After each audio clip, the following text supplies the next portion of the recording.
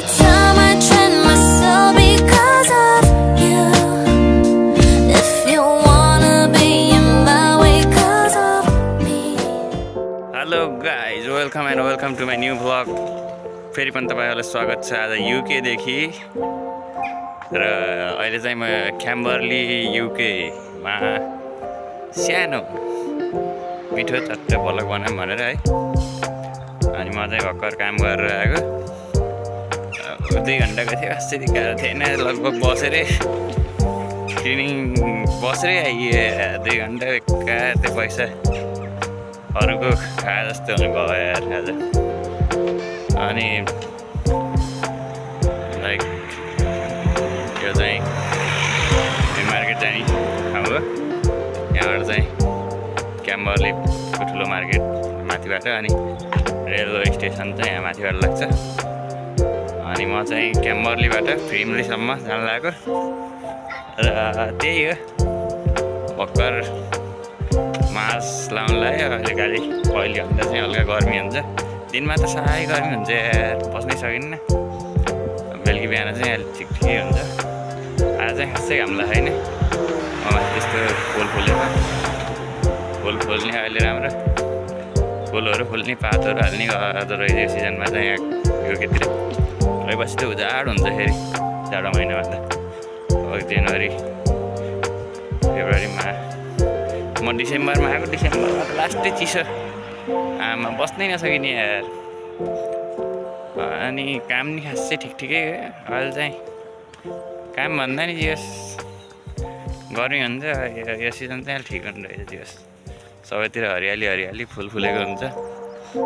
यहाँ हाम्रो काली गयो नि, तर काली भयो नि गोरी भयो नि यहाँ चाहिँ खासै त्यस्तो मतलब चाहिँ गर्दैनन् है।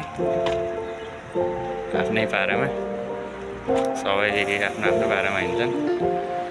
यहाँ फुल फुलेको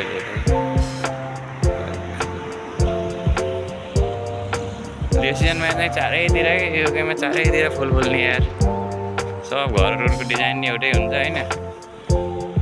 बाटो भयो यो चाहिँ गाउँको एकदम यो दुर्लभ गाउँ भयो नि हुन्छ। युकेको दुर्लभ गाउँ हो यो।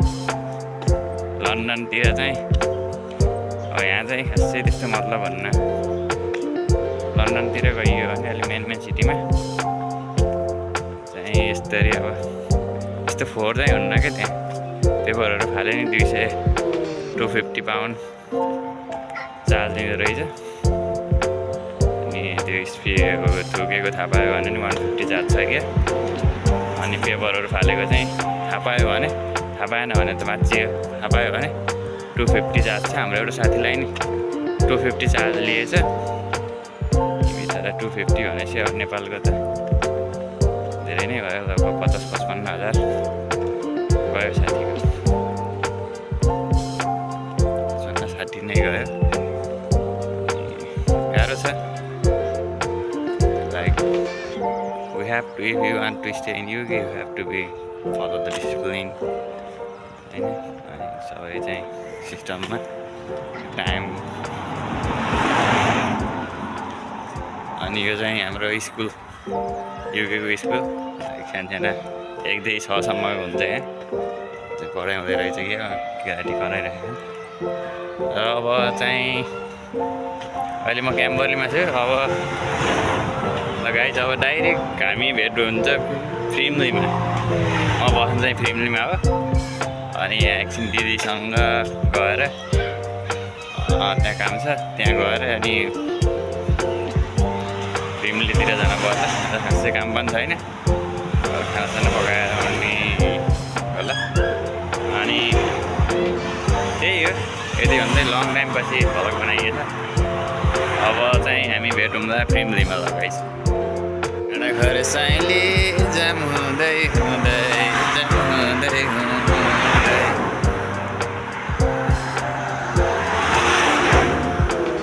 अझै नि हामी क्याम्बरली। यहाँ चाहिँ म चाहिँ तेल ल्याएर आएको अवस्था खानै पऱ्यो।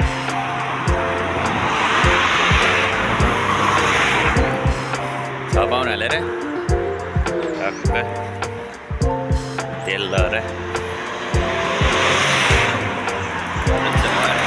मासु बनाएर खाइन्छ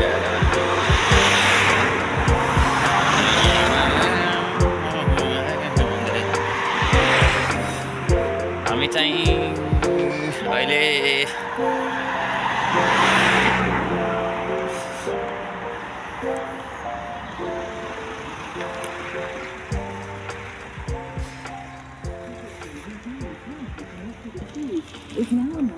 क्याम्बलतिर कुहिरोले हेर्छ कुहिरो भ्यू छ अरे यहाँ एउटा अलिक काली भ्यू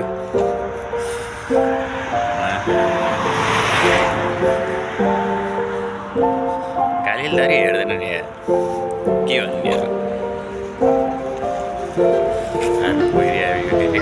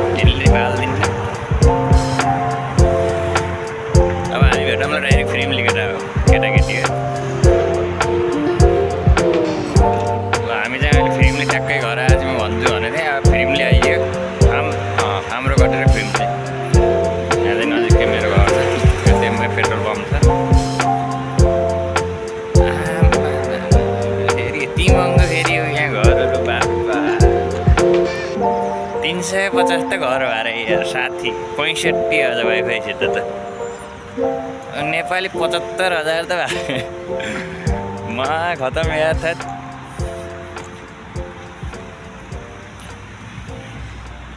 नेपालमा हो 75,000 रुपियाँ भाडा आमाको छोरो नेपालमा कति इन्जोय हुँदो 75,000 रुपियाँ एक महिना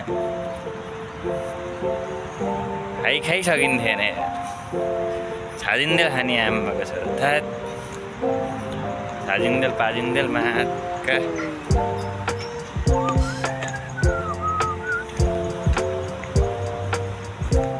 सही छ मौसम आज यार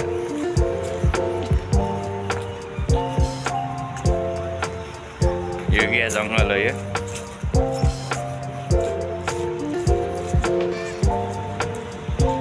बेलुकीतिर यहाँ आएर बस्ने हो भने मजा आउँछ यहाँ चाहिँ धेरै हुन्छन् गुहिरोहरू झडा गुहिरोहरू आफूतिर जाँदै जाँदाखेरि गर्छन् यो गिरा यहीँ बसेर यहाँ गएर नि भेट्छ नि यहाँ गुहिरोहरू चिनिन्छन् नि त यहाँका यतै बस्छौँ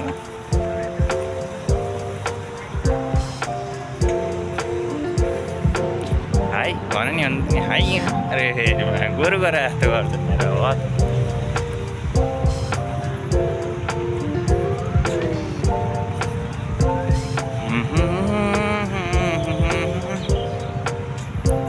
अब यति भन्दै यो भ्लग नि अब अन्त्य गरिदिने होला घर नि आउनु लागिसक्यो होइन धेरै लङ टाइम पछि मिठो भ्लग बनाइयो